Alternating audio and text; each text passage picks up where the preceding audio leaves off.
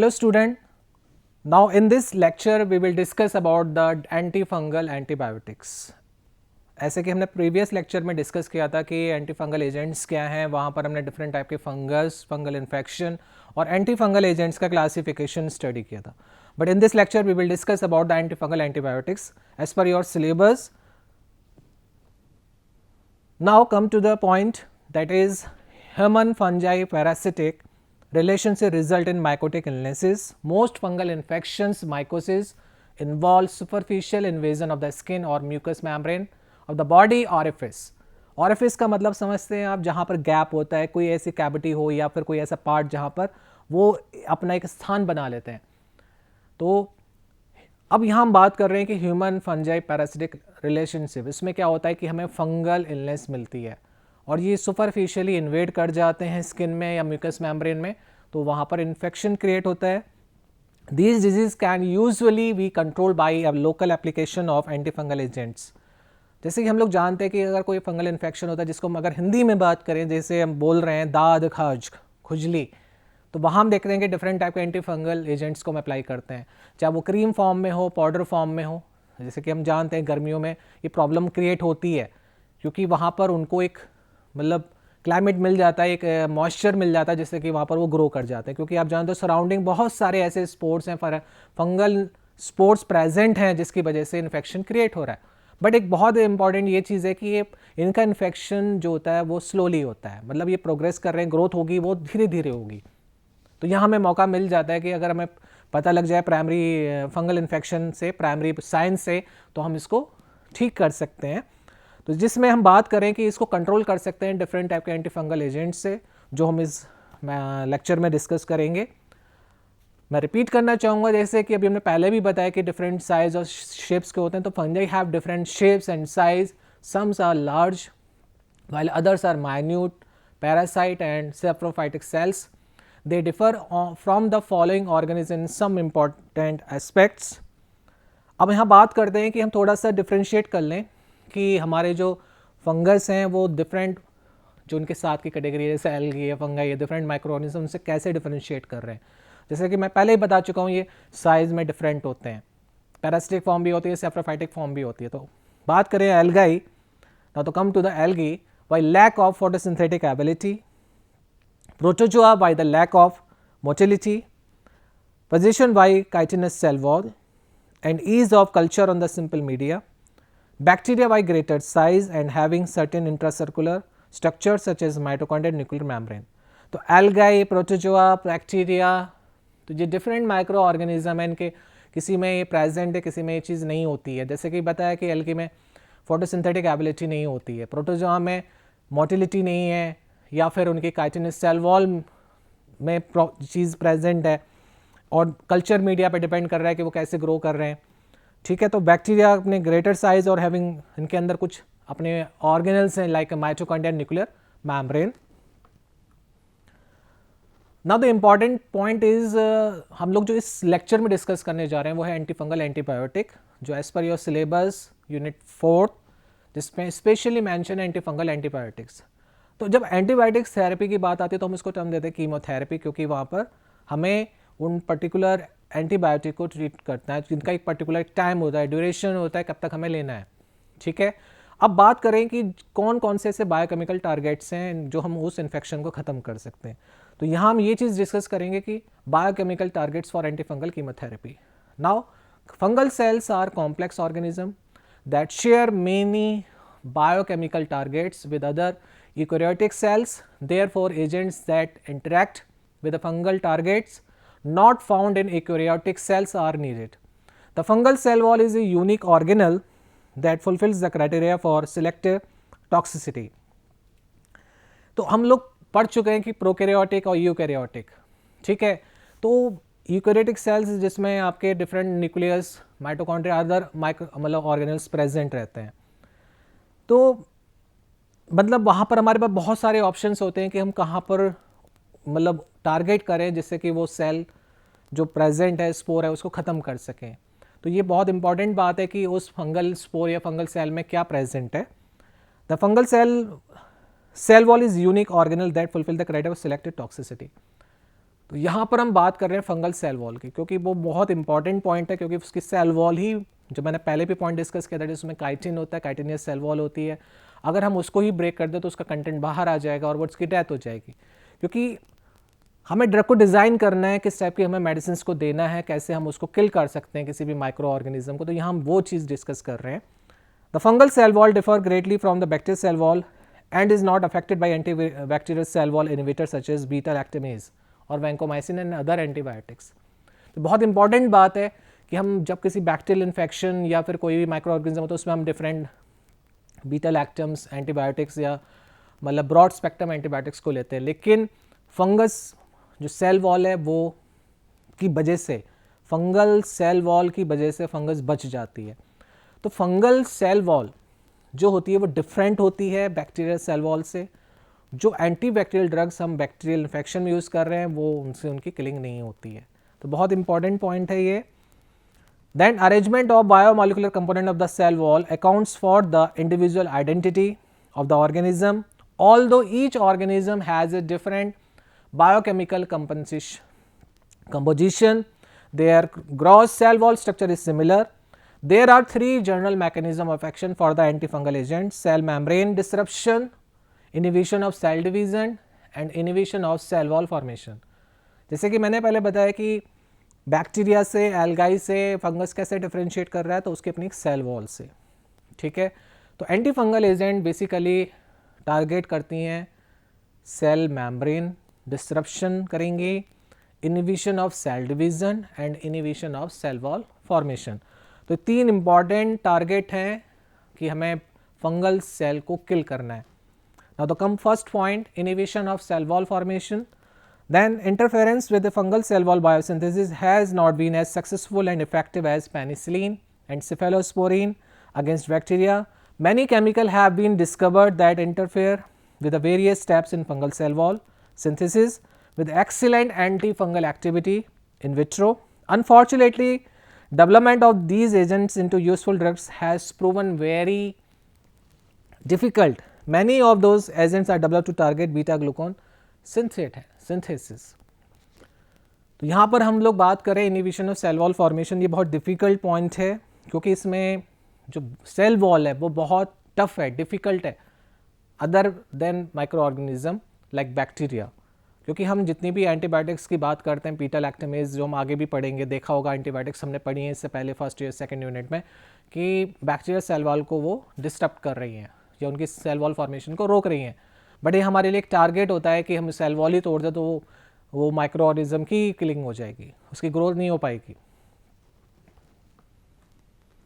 Second is cell membrane disruption, जिसमें हम discuss करते हैं antifungal agent that disturb the cell membrane, do so by targeting ergosterol. अब बात आई एर्गोस्टेरॉल, जो सेल वॉल होती है फंगस की उसमें एर्गोस्टेरॉल होता है।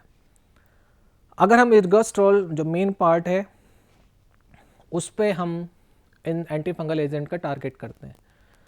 वो क्या करते हैं, डायरेक्टली टारगेट भी कर सकते हैं एर्गोस्टेरॉल पे, और by binding to the sterol that forming pores and causing the membrane to become leaky as with polyene antifungal, और inhibiting ergosterol biosynthesis as seen with azole antifungal agent.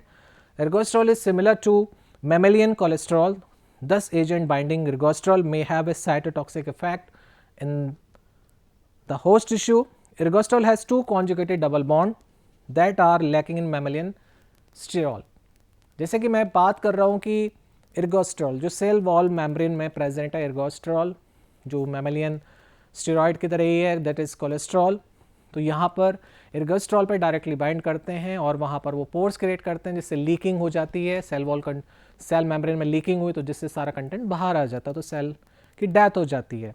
तो वही चीज़ है, हम यहाँ पर मैक्सिमम हमारी जो कैटेगरी है ड्रग्स की एंटी फंगल एजेंट की, वो यही मेन पार्ट पे टारगेट करती है, जिसमें हमारे polyene anti fungals, azole anti fungal, different types के एंटी फंगल एजेंट्स आते हैं। तो जैसे कि हमने बात करी इससे पहले, सेल वॉल फॉर्मेशन को इनिबिट करना, सेल मेम्ब्रेन को डिसरप्ट करना। Now the third is inhibition of cell division.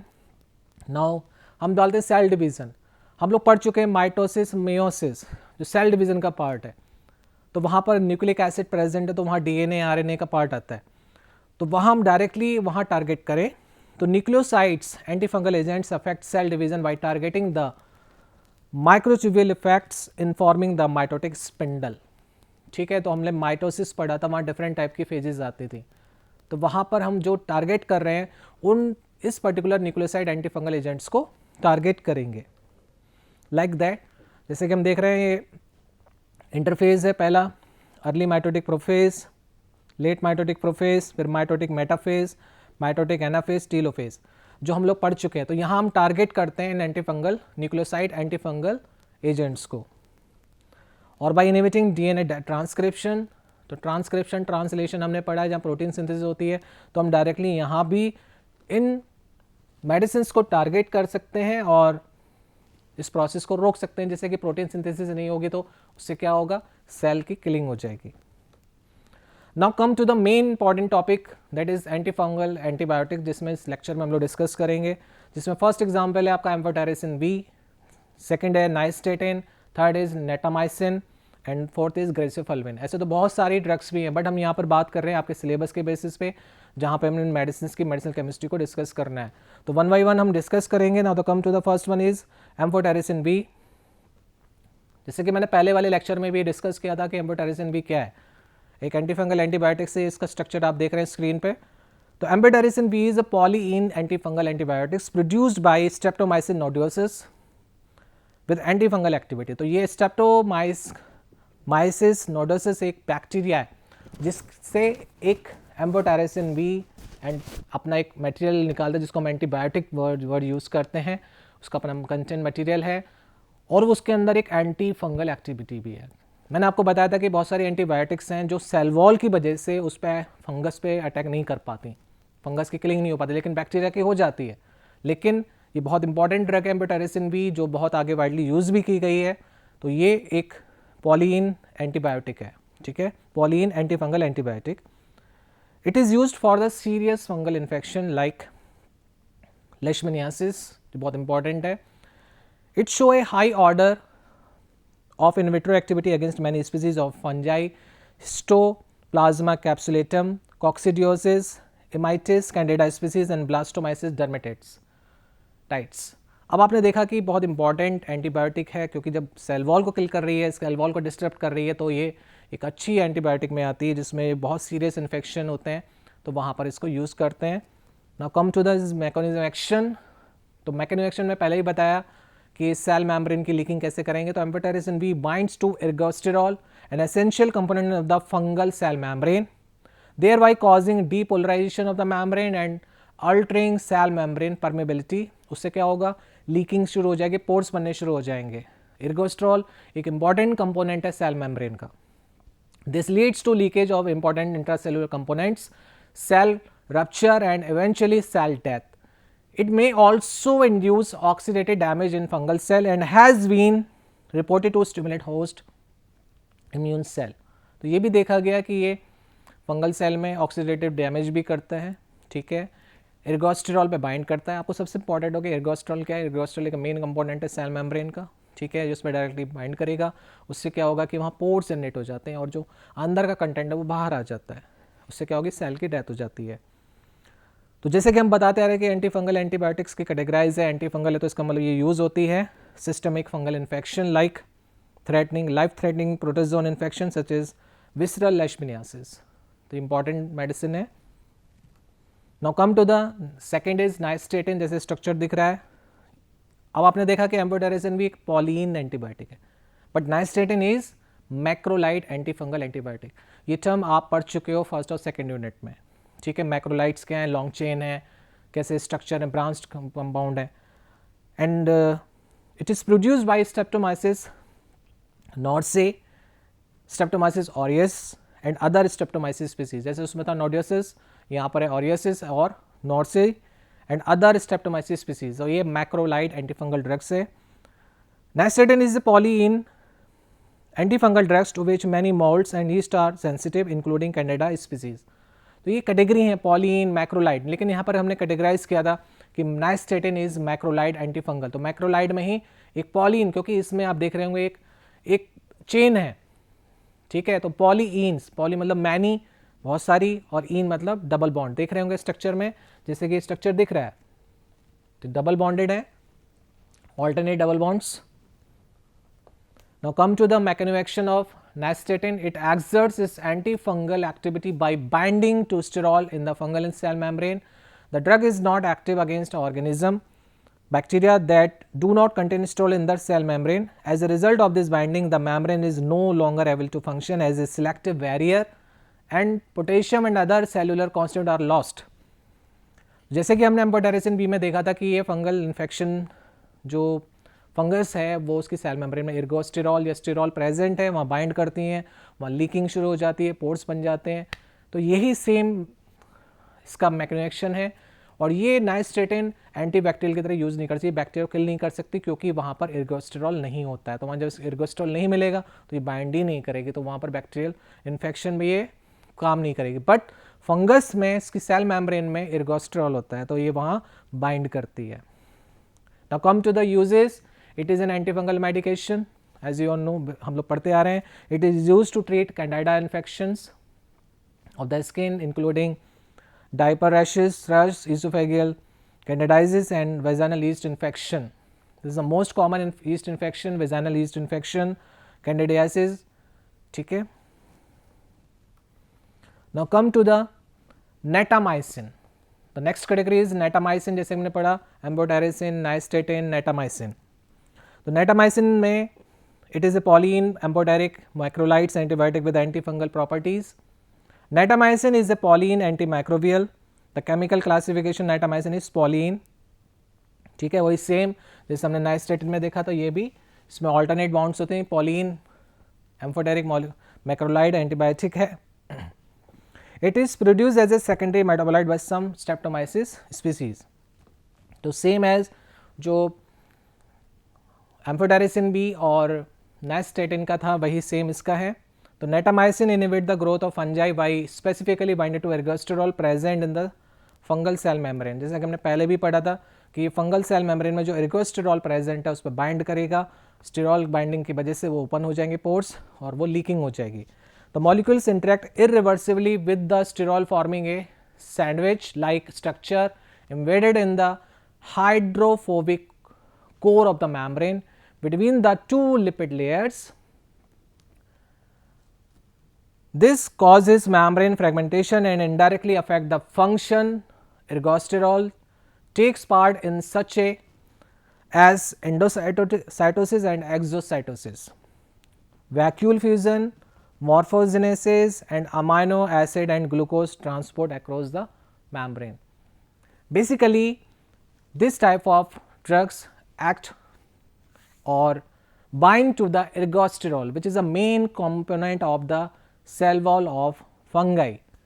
Then उसकी वजह से पोर्स जनरेट होंगे और लीकिंग शुरू हो जाएगी, दैट इज एंडोसाइटोसिस या एक्सोसाइटोसिस, उसकी वजह से सेल की डेथ हो जाएगी। Now come to the uses. It is antifungal anti medication and used to treat fungal infections around the eye. This include infection of the eyelids, conjunctiva and cornea. तो mainly eye infection जो surrounding IELTS, conjunctiva, जो आपने देखो conjunctivitis होता है, लाल हो जाती हैं आँखें, कॉर्निया एकदम ये पार्ट एकदम रेडनेस हो जाता है, तो ये फंगल इन्फेक्शंस की वजह से भी होता है। अगर हमारा इम्यून सिस्टम डाउन है तो हमारे को इन्फेक्शन तेज़ी से दिखेगा, रेडनेस दिखेगी आइज़ में। अगर जो ज़्यादा सराउंडिंग एयर में रहते हैं या फिर बहुत ज़्यादा बाहर रहते हैं, पोल्यूशन एरिया में, एलर्जन एरिया में रहते हैं, तो ये प्रेजेंट होते हैं, तो इसकी वजह से ये इन्फेक्शंस क्रिएट हो सकते हैं। Now the come the next drug is griseofulvin. Structure of griseofulvin जैसे कि सामने दिख रहा है कि यहाँ पर ये भी एक बहुत इंपॉर्टेंट एंटीफंगल एंटीबायोटिक है, जैसे कि हम स्ट्रक्चर में देख रहे हैं।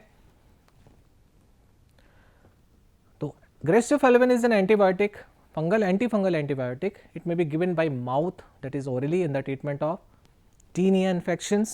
It is produced industrially by fermenting the fungus Penicillium crassifolium. अभी तक जितनी हमने ड्रग्स देखी थी अभी एंटीबायोटिक्स वो स्ट्रेप्टोमाइसिस स्पीसीज से जनरेट हुई, लेकिन ये कैटेगरी क्या है, ये पेनिसिलियम ग्रेसिफल्विन। इसका इंपॉर्टेंट पॉइंट है ये देखने का कि ये ग्रेसिफल्विन की जो प्रोड्यूस हो रही है वो फर्मेंटेशन, फंगल का फर्मेंटेशन प्रोसेस है जिसमें वो जो फंगस है इसमें penicillium griseofulvum. Now the come to the mechanism action. अभी तक हमने 3 एंटीबायोटिक्स पढ़ी जिसमें हमारी एम्फोटेरिसिन बी, नाइस्टेटिन और नेटामाइसिन जो एर्गोस्टेरॉल पे एक्ट कर रही थी और उससे लीकिंग शुरू होती, बट यहाँ थोड़ा सा डिफरेंट है। तो griseofulvin binds the tubulin interfering with the microtubule function, thus inhibiting mitosis. It binds to keratin in keratin precursor cell and makes them resistant to fungal infection. The drug reaches its site of action only when hair or skin is replaced by the keratin gracifulvin complex, then enters the dermatophyte through a energy dependent transport processes and bind to fungal microtubule. This alter the process for mitosis and also underlying formation of fungal cell wall. Student, हमने एक चीज़ देखनी है कि वहाँ हमने discuss किया था कि एर्गोस्टेरॉल पे बाइंड कर रहे हैं, उसकी वजह से वहाँ पर जो सेल मेम्ब्रेन में प्रेजेंट है, मतलब जो सेल वॉल, सेल मेम्ब्रेन में एर्गोस्टेरॉल है, एर्गोस्टेरॉल का मेन वहाँ पर कंपोजिशन है, प्रेजेंट है, वो वहाँ जाके इसको ऑल्टर कर देते हैं, उसकी वजह से वहाँ पोर्स जनरेट हो जाते हैं। पोर जनरेट की वजह से उस फंगल सेल से उसके डिफरेंट कंपोनेंट्स बाहर आ जाते हैं। लेकिन ग्रेसिफल्विन जो एक्ट करती है, कैसे एक्ट कर रही है, मैंने आपको बताया था कि हमने बायोकेमिकल टारगेट्स पढ़े थे कि जिस ड्रग्स के बायोकेमिकल टारगेट्स क्या हैं। एक तो था सेल वॉल फॉर्मेशन को इनहिबिट करना, cell membrane disruption, and third is interfering nucleic acid जो आपके डीएनए आरएनए प्रोसेस है, दैट इज डीएनए ट्रांसलेशन या ट्रांसक्रिप्शन, इस प्रोसेस को इनोवेट करना। तो ग्रेसिफल्विन जो पेनिसिलियम ग्रेसिफल्वम से ऑरिजिनेट हो रही है, वो बेसिकली एक्ट कर रही है माइटोसिस। मैंने अभी आपको पहले दिखाया था माइटोसिस, जिसमें ये मैंने स्ट्रक्चर दिखाया था दिस टाइप का।